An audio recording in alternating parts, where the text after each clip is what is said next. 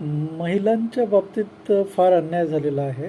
हिस्ट्रीमध्ये पण आपण जर बघितलं तर because of various customs, religious concerns याच्यामुळे महिलांवर नेहमी भरपूर दडपणे होते आणि पर्टिक्युलरली आरोग्याच्या बाबतीत त्यांच्यावर फार अन्याय झालेला आहे. ठीक आहे, बाकीचे हक्क अधिकार तर आहेतच, पण त्यांच्या शारीरिक गरजा, न्यूट्रिशन रिलेटेड गरजा याच्यावर फार तुम्हाला बायस दिसेल. ठीक आहे, नेहमी न्यूट्रिशन आणि या बाबतीत फार कॉम्प्रोमाइज झालं आहे अन्नाच्या बाबतीत. आणि आज ही सिच्युएशन आहे की आपण सायन्स आणि बॅकवर्ड जस्टिफिकेशन वापरून हे दाखवण्याचा प्रयत्न करतो की because of our culture, because of our religion, because of various customs महिलांसोबत त्यांना किती बेनिफिट मिळालं.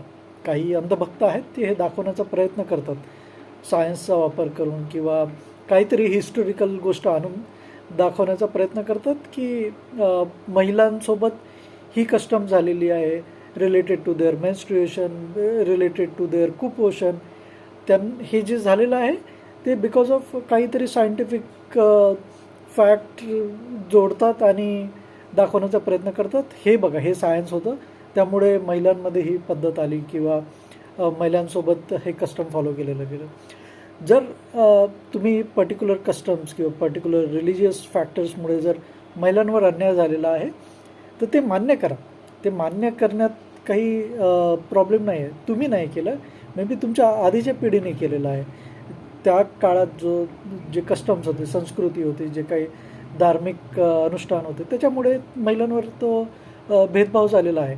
हे मान्य करा. हे तुम्ही ज्या दिवशी मान्य कराल त्या दिवशी आपण महिलांसाठी एक काय म्हणतो आपण, एक त्यांना थोडंसं जस्टिस मिळेल. मे बी पुढचे जे आपण पाऊल उचलू ते नंतर उचलू, पण आज तुम्ही ॲटलिस्ट ॲक्सेप्ट करा ना की महिलांवर जो अन्याय अत्याचार झालेला आहे तो बिकॉज ऑफ काहीतरी धार्मिक गोष्टीमुळे, काहीतरी सांस्कृतिक कारणांमुळे झालेला आहे.